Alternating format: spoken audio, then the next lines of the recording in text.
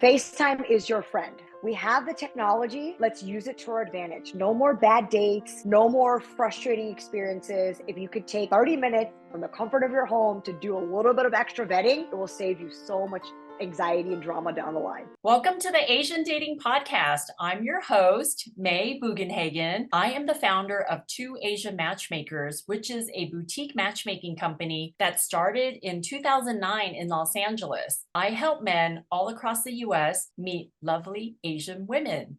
Today, I have a guest. Her name is Radha Patel. She is based out of Dallas, Texas, has been married for 14 years with 2 kids and a family dog. Never having used dating apps before, she was surprised to hear from so many of her friends and family how they were just not working. Most of the singles she spoke with said they were open to being introduced, but either their networks weren't that big or they were just being set up with people they had nothing in common with. Radha decided her approach would be to serve an extension of your friend group to make more meaningful introductions. Welcome to the show, Radha. How are you? Thank you, May. I'm doing well. Thanks so much for having me. Yes. I know you work with a specific niche in the market. Can you tell the audience a little bit about what your niche is and how you started to develop that and what the company is like today? Absolutely. So, Single to Shadi, we work with South Asian singles that live and work in the US and Canada. I came up with this idea after hearing just from my own friends and family. They wanted to date within the community. It was important to them culturally and for their family, but they didn't really know where to go. Either they were in their 30s living life and their networks have gotten smaller, or it was just hard connecting with somebody that culturally still fit where they were Eastern values and Western values at the same time. And so, for me, I kind of lived this experience. I knew it was important to me to date and marry within my culture. And I was luckily successful enough to do that. My sister and a lot of people in my family, I'd seen gone through the process. So I'd seen the struggles, but I'd also seen the successes. And I thought, okay, I want to be able to help and make successful matches for all those people that matter to me. And that's really how I got started. So tell me, how did you come up with the name Single to Shadi? What does that mean? Very alliterative, number one. I love it when things have a catchy rhyme or a feel to them. And so Shadi in Hindi, or a lot of those Indian-based alphabet languages, it stands for marriage or wedding. So the concept is we're going from single to wedding or marriage.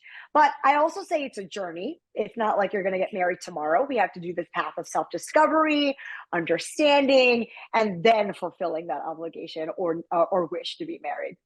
So what's the first step in fulfilling the steps? Like, what is your first step to, what did you say, fulfilling what at the beginning? Fulfilling your obligation or your wish to want to be married. I would say the first step, and this is what I tell all of my clients, is you have to do the inner work. You're a coach, May. You know how important it is for people to know really what's important to them, kind of resolve the struggles or that internal conflict that they may be coming with them. We see a lot of this in immigrant communities or niche communities like this, when you're trying to balance some of your preferences versus family preferences, and you're really trying to draw or straddle a fine line that maybe not many people had done before you. You feel like you're doing it all by yourself. So I want to make sure that people who come to us and work with us saying that they're ready to find a partner or a spouse have taken the minute, done the work, understands what it means to want to be in a married committed relationship and what this is going to look like for them after marriage, right? Once you find your guy, is this going to help you achieve what you want in your dreams in your life? So before you even work with me, you kind of have to know a little bit about what you want, why you want it, and where you're going in life. So what age range do you think a woman really figures out what they want in life? Like, based on your experience, do you feel like, yeah, women after a certain age, 31 or 35 or 39, like what is that magic number?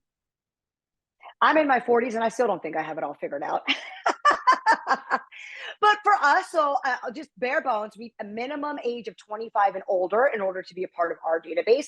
And that goes to the fact that we want you to be able to have those experiences, go out, date, have your heart broken, see kind of like, oh, I like this type of guy. I like this type of woman. I appreciate this type of interaction.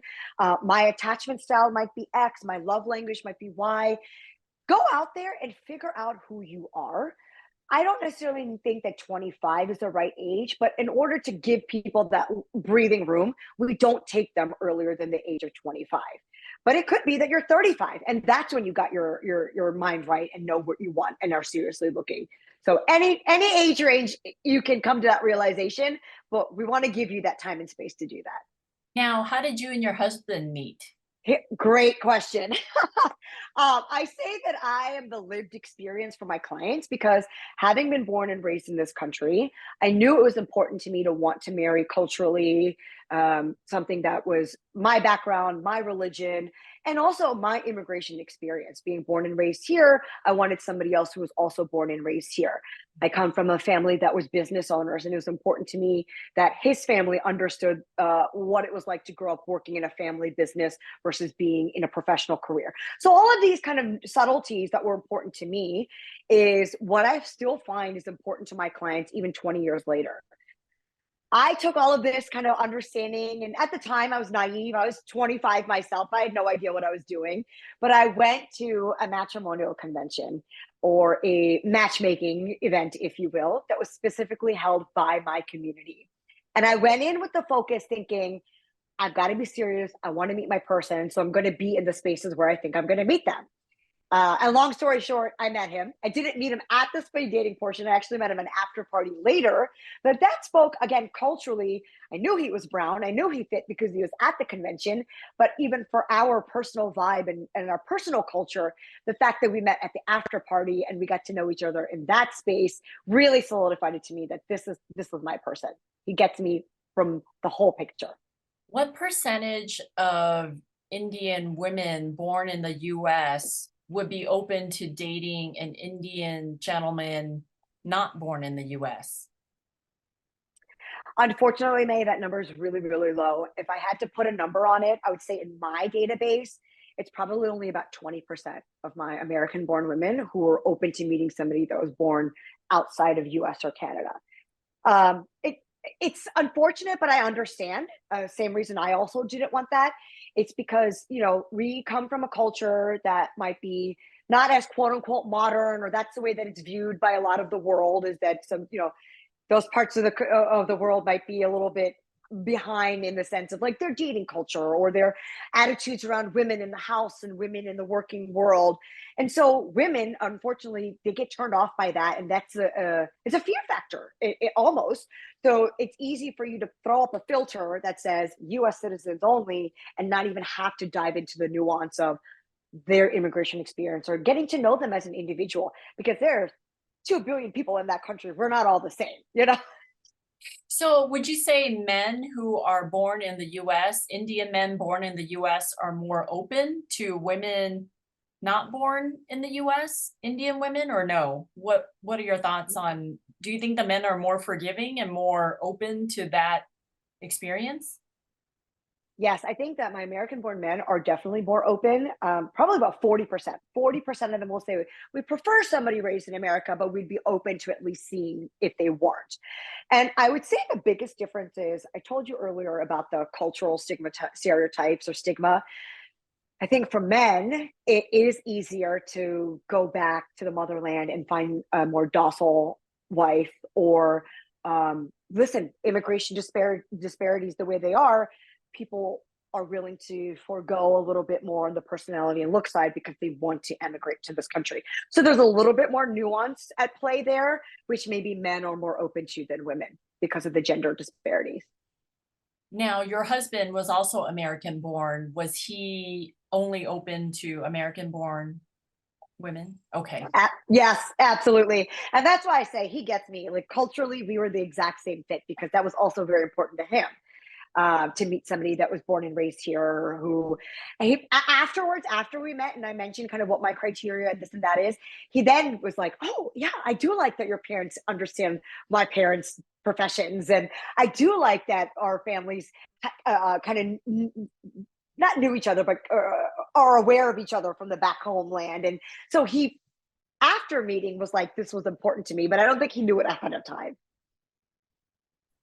That's great. That's great. So are you like Auntie SEMA as like in Indian matchmaking? Like how do you differ How do your roles differ, you think, between your company and her company? I like to say yes because I even go by the name Radha Auntie on my WhatsApp and things like that. Because being Indian, being South Asian, it is very much a family concept. A marriage, you're marrying two families. And so traditionally, aunties, uncles, matchmakers were elders in the community that helped people meet one another. Now, SEMA is a modern day auntie based out of India. And I love seeing on the show how she took those techniques fish out of water. They brought her to America and was like, let's see if it works here. For anybody who's watched the show, I think they realized no, it does not work here the way that she was using it. But I feel like I learned a lot from her. I learned a lot in the sense that she does take other people's opinion. She does value the community approach to when she's matchmaking, maybe too much, and she neglects what the single is looking for more so than the family. But I would say that we similar in the sense that we understand the culture, we understand the nuance, and we can bring that experience to our singles. Where we differ is she's from India, I'm from America. It's just a completely different thought process around why marriage, what's important to two people in a marriage, and then bringing in that modern cultural aspect of it. She is in her late 50s. So culturally, generationally, it's also a little bit different what she values and what she brings versus what I do. But I like the concept of being compared to Sima Auntie because that means that people are talking about matchmaking and then they're open to the idea and they have at least a little bit of familiarity with what that concept is. And that gives me an opening to go in and pitch Single to Shadi and tell them why this might be the better solution for them. Very nice, very nice. So, what age range, men or women, have the most success with single to shoddy? Like, what do you suggest your ideal client that you really can help? Can you describe him or her? I would say our success has been late 20s to early 30s. 28 to 35 is where we get the most matches, the most mutual matches. And I would say it's probably because people who are in the 25, 28 to 35, they're established in their career. They kind of know, like, hey, this is where I'm going to be. If you're in a medical profession, you've done your training. If you have to study for licensing, bar exams, you're kind of established. So you've got that time to now work on interpersonal skills and really dive deeper into learning more about who you are, what's important to you, what's special to you, so that when you meet your right person, you bring a full person to the table. Why I think it's also more successful under 35 is listen, it's a numbers game. At the end of the day, the majority of single people are under the age of 35. And so, just demographically, we're going to have more luck in that age range because that's just where the singles are. And I would say across any community or background, not just South Asian. So, you've been doing this for how long now? How many years? Almost 5 years. October will be our fifth anniversary. Okay. So, almost 5 years. What is one dating tip that you used to give to people that you no longer really give? Like, what's one dating tip that you thought, you know what, everyone should do this, but then now you're like, let's do more of this instead? I used to tell people that they needed to be kind of like everywhere all the time. So I always tell people, like, even if you're not paying for the apps, just make sure you're registered and have accounts, just to be like out in the universe. While I still believe in putting it out in the universe, I've shifted that a little bit now that it's post pandemic. Now I'm telling people to tell other people. If you are single, does everybody in your network know you're single? Does everybody in your network know that you'd be willing to be open to a potential setup or a date? You have to advocate for yourself, and you never know who out there in your friends group is going to be your matchmaker. So I'm really pushing people to advocate for themselves. That is a great tip because I feel like people just don't know, or they don't know if you're seeing somebody, or they don't want to be rude and assume you're single and try to set you up. But if you throw it out there in the universe saying, you know what, I'm single, I would love to meet a great guy. If you know of anybody in your circle, like at work, a neighbor, anybody, like your boss. Religious Yeah, institution. Yeah. And right. that's making friends. So we have done really, really big strides this year with getting in-person events going again post-pandemic.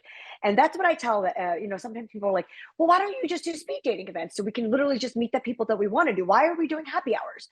I want to be able to, for you to establish a local community, make new friends, and a common excuse or thing that I hear from people, May, you might have heard this too post pandemic, is that, oh, all my friends are married or nobody I know lives near me anymore. So I tell them, go make new friends. I know it's hard as an adult, but that's what meetup groups are for. Go make people hiking, rock climbing, underwater basket weaving. I don't care, because that person might have a sister who has a brother who has a cousin that is single and looking. You have to expand your community and be open to the way the universe is going to send somebody to you. Okay, but how do you go about doing it where you don't want to be that girl that looks desperate, or you don't want to be that guy that's like, I'll go out with anybody? Like, how do you separate yourself from being that desperate person to still being single and letting people know? Like, how should you let others know that you're single and available and open to being set up without looking desperate? I think if you feel desperate, then you're going to look desperate, right? I think that's some of that internal work. Nobody's desperate. You're not going to die if you don't get married, right? We know that that's not the situation. So take that desperation out of it. And if you feel that you're coming off as desperate, that anxiety, got to do some more inner work. But on the other side, you also don't want to be, I get what your point is. Like, you don't want to be like walking around to everybody, hey, do you know I'm single? Did you Right. know I'm single? Yeah, you don't want to be that. I would say find that common connection, right? If you're an introvert, you're not going to go out there advertising your single status.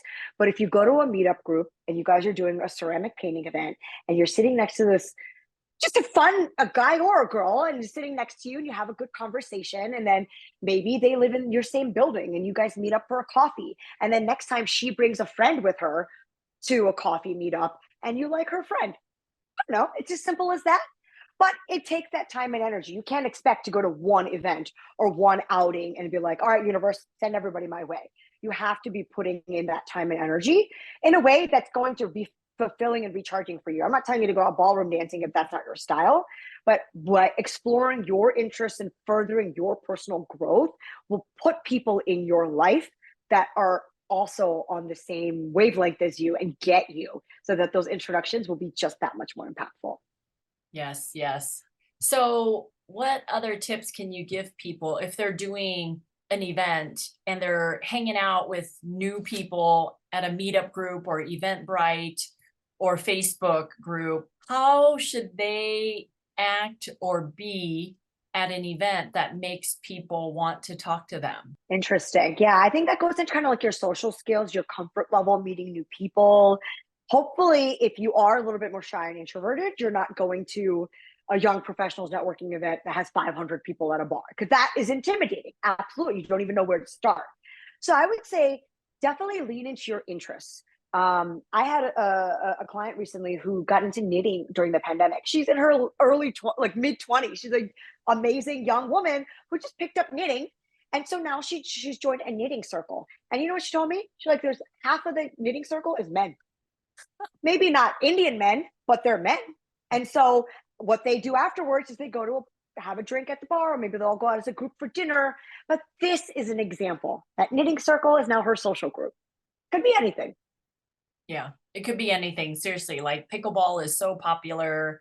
Even like roller skating is back, or hiking, of course, it's always interesting, but it could be different levels of hiking too. It could be like intermediate, it could be beginners, it could be, advanced. Like there's so many different pockets of people that I feel like if you're truly single and you want to meet someone, you can do it. Just find one thing that you're interested in, right? Like, how can you be that boring Right. if you don't have one interest? Like, that would be a problem, right? So, yeah. Exactly. And what I also tell people, if you're like you and I, ambitious go-getter types, then create the spaces. If you're not finding the underwater basket weaving group that you want, meetups are free. Just create one and see who comes to you. Yeah, I like that. I like that.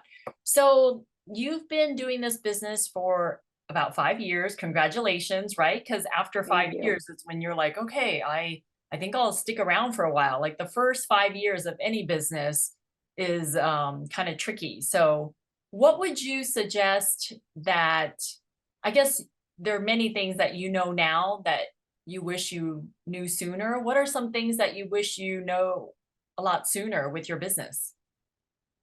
Well, one of them is you creating community with my fellow matchmaking community. That you were one of the first people who took me under her wing, introduced me to everybody, gave me the lowdown, and gave me your personal experiences really candidly and openly. So I would say create community. At first, I thought, I don't need to hang out with non-Indian matchmakers. They don't know what they're talking about, or non-Indians in general. At first, I'm like, this is very niche. I can find everything that I need just through the small little Indian community. And that's when I realized that I need, if I'm telling my clients to be open, then I also need to be open. And I've made such beautiful connections, had amazing opportunities come my way because I remained open about that. And so creating community, I would have done that way sooner in hindsight. Interesting. Yeah, yeah. I kind of was the opposite. Like when I started this 15 years ago, people were saying, yeah, you're not going to be able to collaborate with other people. But I just started calling matchmakers on the phone in Los Angeles, and I'm still friends with the people that I connected with a long time ago. And I think it was kind of unique. Like people weren't really collaborating a whole lot back then. So I love it. I love anytime I have an opportunity to get people together. I mean, we do our monthly calls, and it's so fun to see other matchmakers, what they're up to, because me being a solopreneur is not easy, right? Like you want to have friends, Right. you want to rely on others and bounce ideas off of each other and things like that. So, okay, got it, got it. And the Yeah, opportunity you provided this platform is such a huge opportunity to give somebody smaller like me a path forward. So you really, truly do embody that. And I would say that I picked up on that right away. So thank you. yeah, that was fun times in New York. So, okay, what else? Pre-pandemic. Pre-pandemic, right? So your events, tell me about those for the audience who want to participate. I know you said you have events all across the US. Can you tell us a little bit about the events and how do people get involved and where do they find you? Absolutely. So there's a lot. I think New York Times just did an article about this. The post-pandemic, people are craving the in real life experiences again. They've either shifted back to either their home communities, they've bought houses now because they're working from home. So they're now trying to kind of reacquaint and reestablish where they are in their new spaces. So our goal at Single Shadi is to help you make your community, create community where you're at. While we do have an annual speed dating event, the majority of our events are about finding a bar in your neighborhood, getting a group together, like you would be having a meetup group, if you will, but it's just organized by our team. We'll do anything from happy hours to we've done baseball games, we've done bowling, we've done arcades. Really, we did a comedy show. So really just wanting to bring experiences in your local community. And if you needed friends to go do something, here you go. You got a friend who lives 20 minutes down the street from you. You guys are going to meet up at the ballpark and we're going to go watch the game together. So I think what makes our events different versus like the regular speed dating and the matchmaking, which we still do, is that we want you to make that friend whose brother, sister's ex cousin is going to set you up in the future. And I think that's really responding and really, really resonating with our people, because a lot of these niche dating apps, if you're using some like the South Asian dating apps, location is the biggest complaint that they get. With our diaspora being so spread out, a lot of our people are more about like, what part of India is your family from? What's your religious background? What's your dietary preference? All of those tend to take more weight or more precedence than the location. But as I mentioned, post pandemic and that second generation, people who grew up in this country, they're ready to find their local people, but and creating roots and community where they're at. So I'm loving that we're able to still keep the singles element going, but creating friendships and lifelong community in all of these areas. So is there another company that does what you do, or Single to Shadi is pretty much the standard in connecting Indian men and women? Single to Shadi is completely unique in what we do. There is nobody out there that works for same-sex couples. There's nobody out there who will do we don't use caste, we don't use horoscope and matching. We're very much not your parents' matchmaker, as our tagline says. So while we do work with lots of other South Asian matchmakers out there, we, again, me loving community, we all help each other out and try to match with one another. Single Shadi is the only matchmaking team out there that also offers online dating support. So if you want to stay on the apps, we can help help you there. We do coaching, we do photography, and really any aspect of your journey from single to Shadi. We're here to help you and make this experience better for you. Because our ultimate goal is really just matching people up with the right person with the goal of being together. Loneliness is hard. And that pandemic taught us anything, it's that being alone is just as deadly as any other disease that's out there. So I'm just trying to do my part. We are just trying to do our part, make sure people are finding that connection. And if it turns into marriage, obviously that's what we're looking for. That's our intention, but marriage is not necessarily the goal. So, how would you know if you're just depressed or you're staying at home and you talked about that like during the pandemic, some people are just lonely. Like, how do you know if you're just so lonely that you need help or so lonely that you need to take the first step in finding a community? Do you know what I mean? Like, Yeah. what if you don't know you are lonely? You're just doing your own thing and you're just an introvert, like versus But then lacking. maybe you're not lonely. I know plenty of people who, love their life. I'll have clients who say to me, I love my life. I'm set in my own ways. And I'm just here on the off chance you find me a unicorn. They're not even actively looking. They just want to be in the database. So it's okay. Loneliness is a condition that can be treated. Doesn't mean everybody has to have loneliness. You can be alone and not feel lonely. So if you don't think you're lonely, then you're not. It's okay.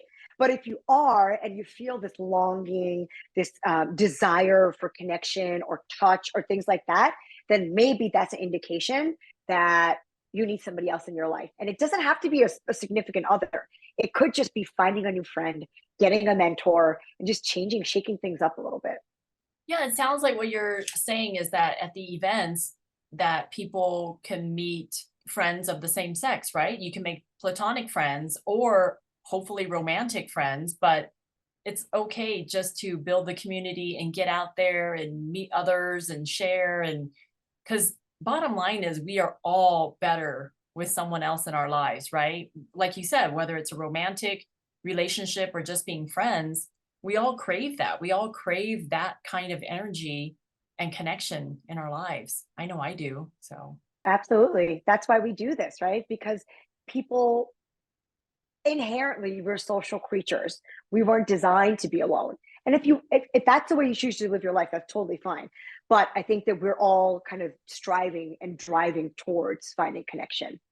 okay, one last question. I know the popular books that we all read, good for our relationships and communication and talking about our love lives, but what is one book out there, one or two books that you really felt like has made an impact in your life as a matchmaker and as a person?